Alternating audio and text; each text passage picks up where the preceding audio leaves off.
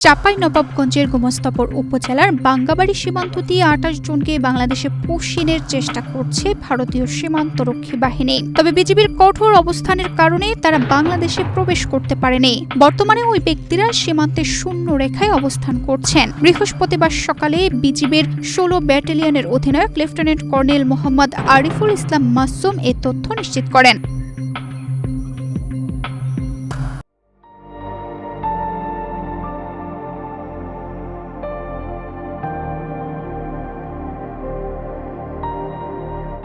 তিনি জানান, বুধবার দিবাগত রাত ৩টার দিকে বাঙ্গাবাড়ী সীমান্তের ২০৩/৬ আর পিলার সংলগ্ন এলাকা দিয়ে ১২ বিএসএফ ব্যাটালিয়নের আশরাফপুর ক্যাম্পের সদস্যরা ২৮ জনকে ভারতীয় ভূখণ্ড থেকে বাংলাদেশের দিকে ঠেলে পাঠানোর চেষ্টা করে।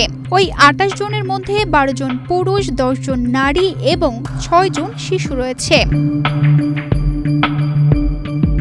খবর পেয়ে বিজিবির সদস্যরা ঘটনাস্থলে গিয়ে তাদের অবস্থান নিশ্চিত করেন এবং বাংলাদেশ ভূখণ্ডে প্রবেশ ঠেকাতে কঠোর অবস্থান নেন। ফলে তারা সীমান্তের শূন্য রেখায় অবস্থান নিতে বাধ্য হয়। বিজিবি অধিনায়ক আরও বলেন, আমরা তাদের ভারতীয় ভূখণ্ডে ফিরে যাওয়ার জন্য অনুরোধ করছি।